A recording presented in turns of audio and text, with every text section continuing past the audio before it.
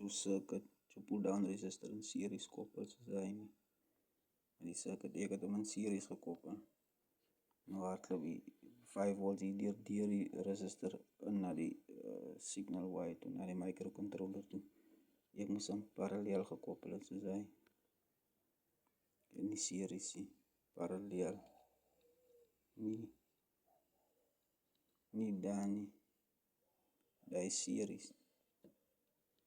Ek moes hom so gekoppel het, want druk ek die button, dan kry ek niks signal, maar as hy nou so sê, daar is parallel, daar gaan ek signal kry.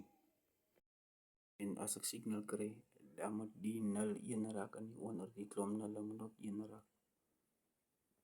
Maar wees so gewoon, daar push ek die button, daar raak die 0 bo 1 op die plotter, en die onder raak die 1 op die serial monitor.